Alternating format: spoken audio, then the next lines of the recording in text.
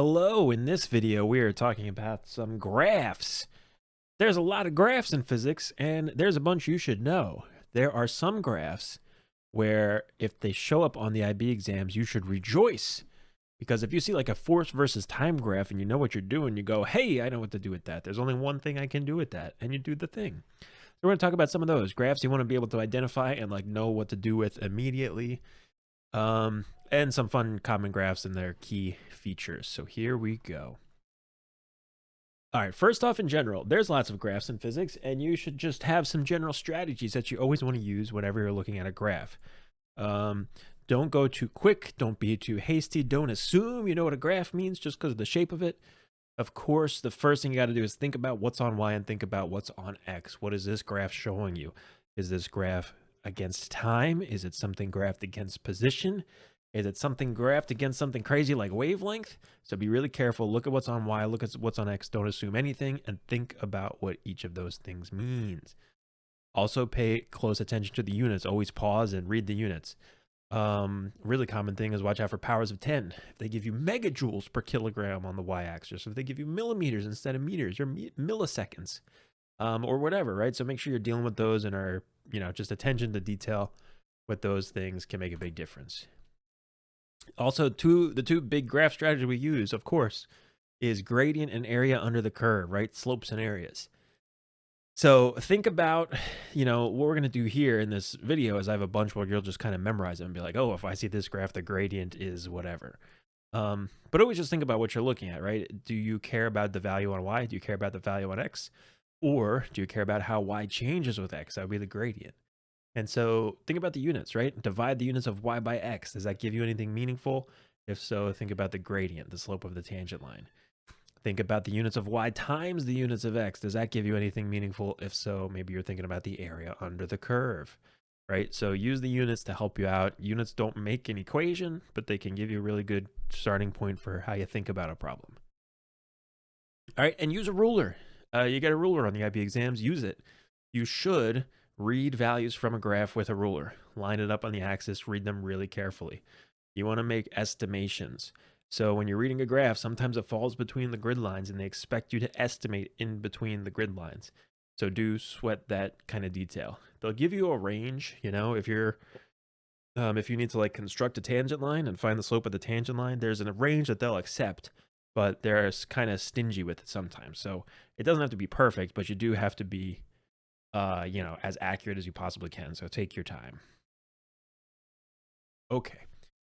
And remember how to do a gradient. Calculus fans, this is really a derivative. We don't do calculus in IB physics, so you don't need that. But if you know calculus, thinking of any delta over delta, delta y over delta x thing as a derivative is really what's going on. That's why we do slopes of tangent lines.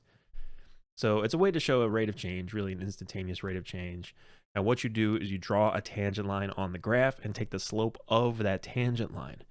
You take your ruler, you draw a nice long tangent line, you pick 2 points on far ends of the tangent line. Don't pick 2 points too close together, pick 2 points far apart. You'll get a more accurate number that way, and find the slope. Change in Y over change in X. Look at all these gradients. So many gradients in the data booklet. Anytime you see an equation like this, delta over delta, that's a gradient. That's telling you if you have a velocity versus time graph, that's acceleration. If you have a momentum versus time graph, I guess the gradient would be some kind of force. Yeah. And so anytime you see one of these in the data booklet or with the definition, these are not data booklet equations. This is just what velocity and acceleration are, right? And you want to know why they're gradients and all that good stuff. Okay, so that's how you do a gradient. Draw a tangent line, take the slope of the tangent line at the point you care about. That's important too, right? It matters where you draw that tangent line on the x-axis. So let's look at some. Okay, the most classic physics graphs ever are our motion graphs. We want to be very comfortable moving between these graphs. So I think of it this way. You picture it in your head, however works for you. But I kind of think of them in order of displacement and then velocity and then acceleration versus time.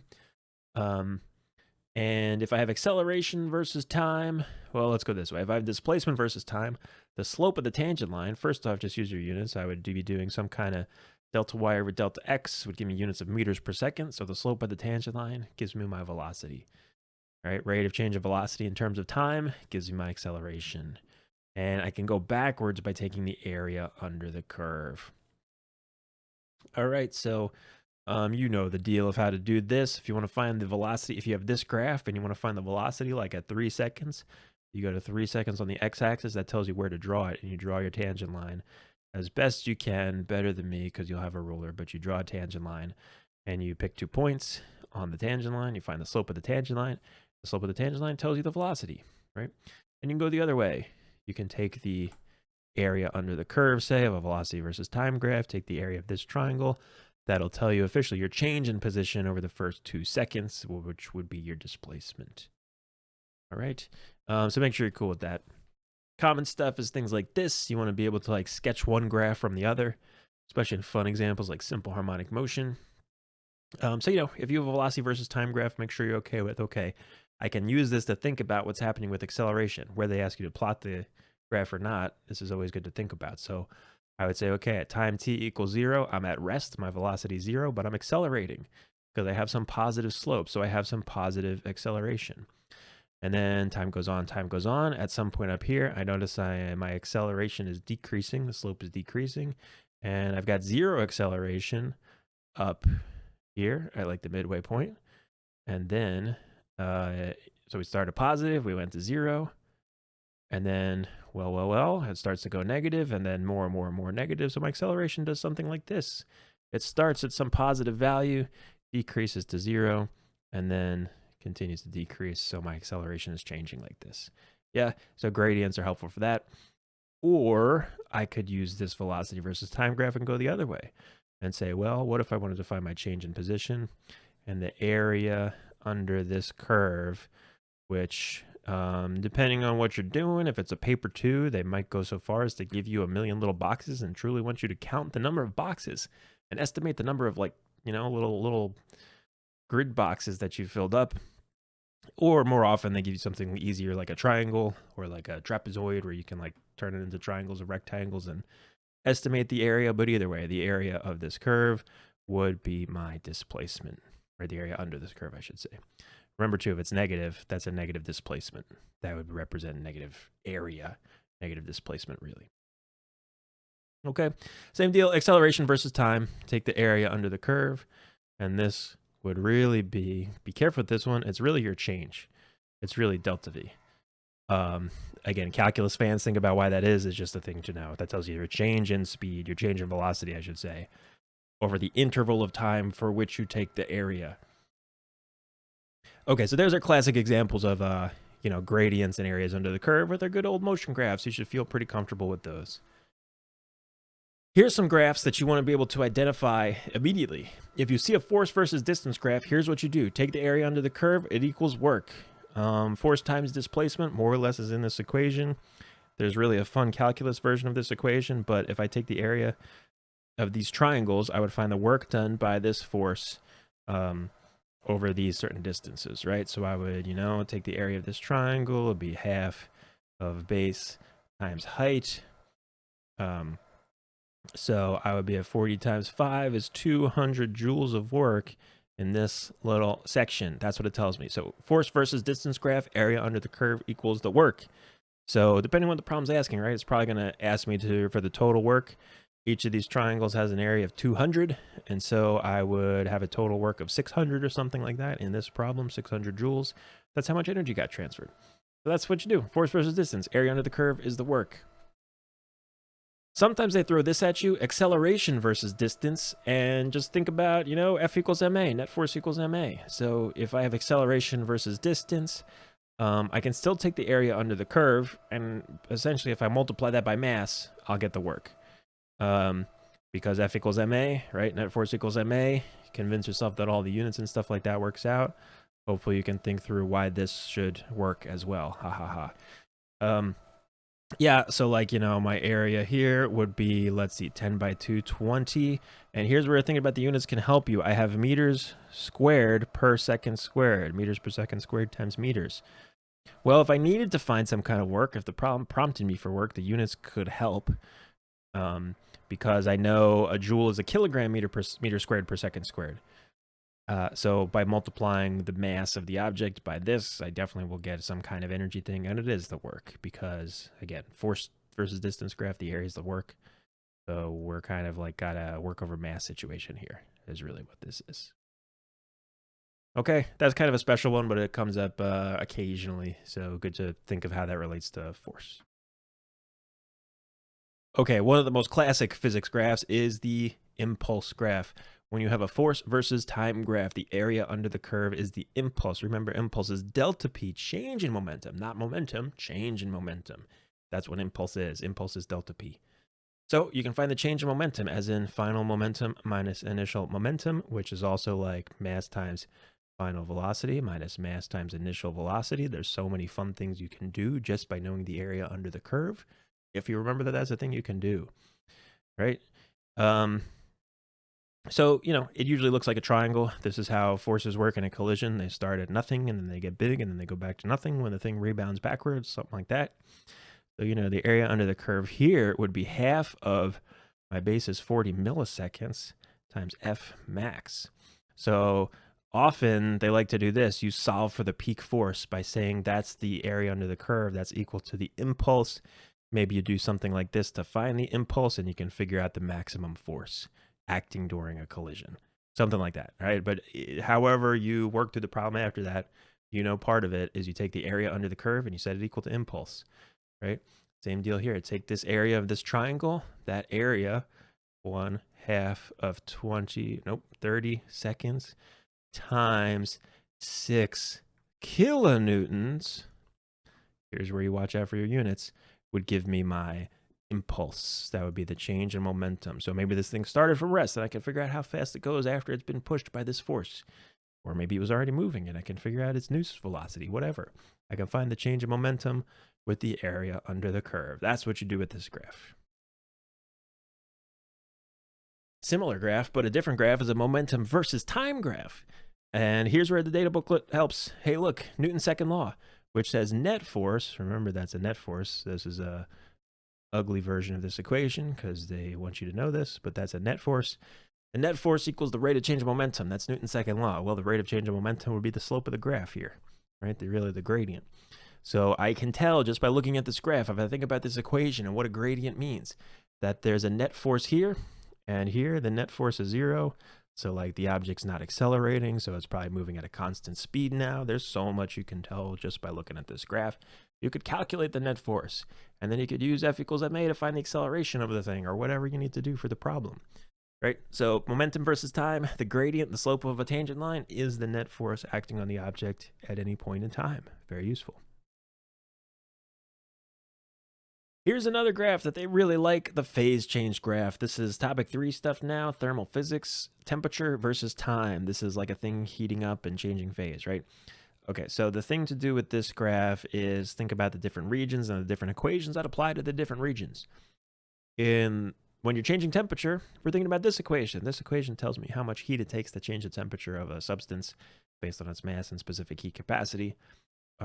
So when temperature's changing, and like here and here, I'm thinking about Q equals mc delta T. Okay, if I want to do stuff on the graph, notice it's against time, and time's not in this equation. How can I get time in this equation? Well, what they usually like to do in this is tell you something about the power involved, like the power of the hot plate or whatever that you're using to heat up your beaker of water as you do. Yeah, so it usually has to do with power and Q. Remember Q, what is Q really? Well, Q is how much energy gets transferred to a thing to heat it up, or how much energy is transferred away from a thing as it cools down. And so it's delta E. It's work. Of course it's work. Everything's work. So this we're really talking about work, which is delta E. I know power is delta E over delta T. So bing, bang, boom, I can replace Q with P times T. P times delta T, really, if we're being official. Right? This is how you get your time in your mc delta T equation. Make sure you are very comfortable with this. This right here is the 2 most important definitions in IB physics all matched together. What's work, what's power. Make sure you're cool with that. All right, but so anyway, this shows I can do some fun stuff with this graph, like say, well, my slope of the graph in these sections would be like delta big T over delta little t, change in temperature over change in time, the rate of temperature change. And I guess the slope would equal the power of the thing heating it up divided by the mass of the thing times the specific heat capacity of the thing. So I can do really fun stuff like compare specific heat capacities. So, you know, here's region 1, there's region 2 on like a paper 1 or even a paper 2. They would love to do stuff like, say, compare the specific heat capacity of this thing in its, I don't know, solid phase to liquid phase or liquid phase to gas phase, whatever we're looking at. And you can look at this and say, okay, well, this section has a much higher slope because it's the same change in x, but it's got a bigger change in y. So it's got a bigger slope, and think about how fractions work. If the slope is bigger, the specific heat capacity must be less here than it is here. And if I think about what specific heat capacity means, I think that makes sense, that it changes temperature faster. Yeah, but anyway, fun stuff like that. Solve for specific heat capacity, solve for the power of the heater with the slope of the line by doing something fancy like this. So fun. On the flat regions, what we want to think about is this, that Q equals ml is my equation, right? This is latent heat, heat of vaporization if you're boiling or condensing, heat of fusion if you're melting or freezing. And so same deal, I can replace Q with P times delta T. Now for this one, you really just like delta T would be, you know, in this example, 40 seconds, it's your delta T. That's the important part, change in time. You don't just go, oh, 50 seconds. Like how long did it take to boil all that water or to melt all that ice or whatever? And, you know, the time it takes multiplied by the power of the heater or whatever you're doing will tell you how much total energy got transferred in that time. And you could like say solve for the latent heat or solve for how much water there was or whatever it is you're doing. Okay, so those two equations are what's going on. You want to conceptually be okay with, you know, why this equation is about the slanty parts and why this equation is about the flat parts, but that's how you do it on a graph.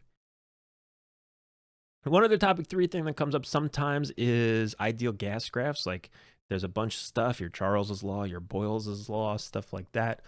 Volume versus temperature is one that they like. Think about Pivnert.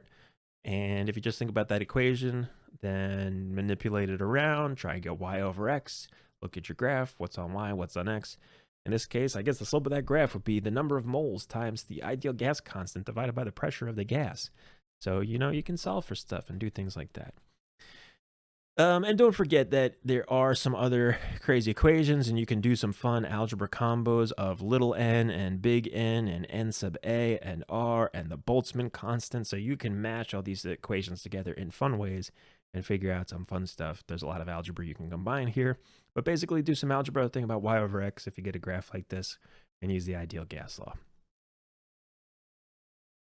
All right, let's look at some wave stuff. There's 2 types of wave graphs that are easy to confuse and get confused about because they look the same and you just see a sine wave, and in math class you're like x is x, but what's on the x really matters. So there's 2 types. There's displacement distance graphs, which are tricky, and displacement time graphs. Displacement distance graph is like a snapshot. Think about what it is, right? Y is the vertical displacement of the particles of a medium, and this is over the length of the particles in the wave. So the particles on the edge of the wave here at whatever we're calling 0 distance are at some maximum amplitude. The particles that are hanging out at 5 centimeters are in their equilibrium position. The particles that are at 10 centimeters are -4 displacement. This might be a longitudinal wave. These things might be moving side to side. Yeah. But anyway, here's what you do with this graph is the distance between the peaks is the wavelength. Right? It's a length. That would be a unit of distance. 20 centimeters for this example would be the wavelength of the wave. You don't know anything about time from this graph. I can't figure out the period. I don't know how fast this wave is going. I don't know how long it's going to take for the next peak to like reach me if I'm hanging out on the wave, whatever. All right, so you just know wavelength from this graph. That's all you can do with this graph. The other version is this, displacement versus time graphs, and this tracks one particle in a medium over time and what it does. So I got one particle that at time t equals 0, when I start the stopwatch at 6 micrometers above equilibrium to the right of equilibrium, depends, I got to read the problem. After 1 millisecond, it's at equilibrium. After 2 milliseconds, it's down at -6, right? And now it's like oscillating back and forth. So for this thing, I would need to look at the distance between the peaks and say that's the period. That's the time it takes for this thing, this particle in the wave, or this particle doing simple harmonic motion or whatever I'm looking at, It's the time it takes for this one particle to do one complete cycle. And so the time it takes for one cycle is a period. So you would read the period here. Okay. So be careful. If it's time, it's period. If it's distance, it's wavelength. But I can't, just like I couldn't find time from the last graph, I can't find wavelength from this graph because it's not on there. The one thing you can do with both graphs is the up and down part. The vertical height, let's say, is the amplitude, right? The height of the peak there is by definition the amplitude of the wave. Since both of these graphs have displacement on the y-axis, and amplitude is the maximum displacement of a thing in like simple harmonic motion, then that would be the amplitude. Okay, other big wave graph is this one. This is the graph that defines simple harmonic motion. This graph is the definition of simple harmonic motion. When they say pick the graph that defines simple harmonic motion, don't pick the one that looks like a sine wave because that's what you think of. It's this acceleration proportional to negative displacement. Make sure you understand why that defines simple harmonic motion.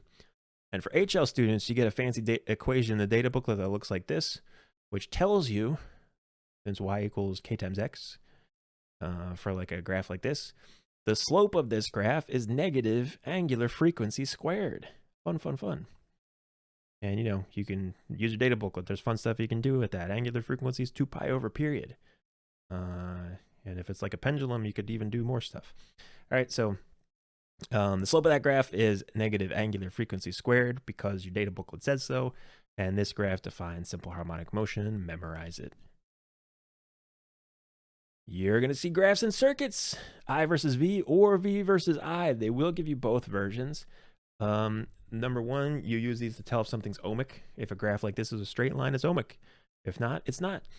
Yeah, so S is non-ohmic, T is ohmic, whatever they are. They're components, right? I dial up the voltage, see how the current changes. If it changes in a proportional way, it's ohmic. All right, and what you usually do if you're doing stuff on these graphs is you're maybe finding resistance. Resistance is V divided by it's the ratio of potential difference of current, like across and through a device. It is not a gradient. They're going to try and trick you with this. On the paper one, they're going to be like, what's the resistance at when there's 3 volts across thing S? And they're going to be like, it's this, right? Pick this option. But it's not the slope of that tangent line. You just truly take the voltage of 3 volts and divide by the current of like, I don't know, 1.5 amps. That's your resistance. All right. So you got 2 ohms there, not whatever the slope of the tangent line is. So you get so used to gradients. We love gradients in IB physics, but this is one case where it's not a gradient. It's defined as the ratio of voltage to current, not the rate of change or anything like that. Okay. Another V versus I graph that comes up sometimes. This one's not as common. This was more a lab thing that you do sometimes. Maybe it's a paper 3 thing, but this is definitely a good one to generally know. Is if you have like an internal resistance thing. This is an experiment where you can do where you hook up a battery to different resistances and see what voltages you get at different what different voltage and current combos you get when you hook the battery up to different resistors, and you get some kind of crazy graph like this. It comes from this equation in the data booklet. You want to be able to manipulate this equation, which the common thing to do is distribute the I times big R is V. That's your actual voltage across the battery that we're measuring here. Your terminal potential difference is what we call that, because it's the potential difference across the terminals of the battery. So it doesn't include whatever, you know, basically voltage loss you have inside the battery due to its own internal resistance. Well, if this is V versus I want to think Y equals mx plus b, so solve for it in that style. And you can see here, thinking Y equals mx plus b, that a graph of V versus I will have a y-intercept equal to the EMF of the battery and a gradient equal to the negative internal resistance. All right, so again, not as common, but if you see that graph, that's what you do. Intercept is EMF, gradient is negative internal resistance. All right, do remember, if internal resistance comes up at all, you have to use this equation. That's the only equation in the data booklet with internal resistance. Okay, moving along. We got another graph. The Blackbody radiation curve, you're going to see this a lot, especially in astrophysics too, because we're talking about stuff giving off light all the time. So anyway, here's what the graphs look like. You got a peak at like as a quick peak and then a slow fall off. The really important stuff is where the peak wavelength is. You truly take your ruler, okay? Find the peak wavelength, read it off the x-axis. You're reading the value on the x-axis of where the peak happens. The location of the peak, there's an equation in your data booklet. Do this one. This equation, look at this. It tells you what units to use. Isn't that so nice? Meters, Kelvin. So this equation tells you, how hot something is based on what color of light it's mostly emitting. This is why blue stuff, hot stuff glows blue hot, cooler stuff glows red hot. Not so hot stuff glows like infrared hot. All right, and the height of the peak really officially comes from the Stefan-Boltzmann law. This one's a little more informal because this stuff is usually, especially for the IB, they'll give you like arbitrary units. Sometimes it's like intensity, which is power over area. The important part though is that the power over area, the intensity, however we're doing it, depends on, is proportional to temperature to the fourth power. So it really makes a big difference. If something is a little bit hotter than something else, it's going to be way higher peak up and down. So again, you don't usually calculate with that, but it's good to just know comparisons wise why these things get way taller as we get a little bit hotter. Okay, a classic and confusing graph is the double slit intensity pattern. So you want to know this graph from double slit interference, and the IB is like super specific with what you want to know about it, including the presence of the single slit envelope, which overlaps the pattern.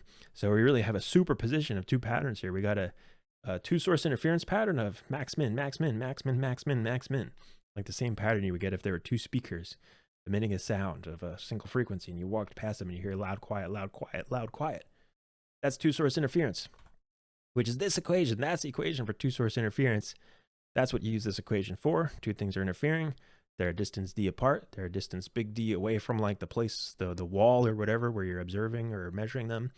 The waves have a wavelength of lambda, and S is the distance between the maxima or minima. So that would be this distance on this graph. So when you look at this big crazy graph, the distance between like the inside peaks, the closer together peaks, that's S. That's from your two source interference equation. So in other words, you want to understand that that's the two source interference pattern inside of this big old octopus thing, the single slit diffraction pattern, right? This is a combination of interference and diffraction, so they love it. All right. So the bigger peaks come from single slit diffraction. This is an HL equation, so HL students be okay with the exact details of how this happens, but you want to think about them both. They usually don't get this specific with it. It's more about identifying the pattern, but when they do ask, watch your x-axis. Sometimes the x-axis will be distance, in which case you get S, right? This is like the actual distance in meters or centimeters or whatever between maxima in a double slit pattern. That'd be the physical distance in like length. But a lot of times they give you a graph like this, where it's in terms of a diffraction angle. And so if you're dealing with the angle, be careful. You'll probably be talking about this equation then. Remember, in the single slit equation, theta is the angle to the first minimum. So it looks like this on the graph. It's the angle to the first diffraction minimum, and that's the first diffraction minimum. It's not the interference minimum, which is right there. It's a diffraction minimum, all right? Make sure you know that there's the interference and diffraction are different things. And this is a great combo of the both of them. Okay, and there's even like one more crazy version of this, which is this guy. So sometimes they'll give you like multiple slit patterns. You want to know the final result of this if you keep adding more and more and more and more and more slits. These basically become zero. These peaks become like infinitely narrow, and you get a diffraction grading, which really, really, really narrow maxima. All right, there's some fun rule, like there's n-2 secondary maxima. That's what these guys are. So this is a 4-slit pattern, so 2 of these little mini humps show up in between the main humps. Anyway, the main humps are what we care about. There would be like my S from the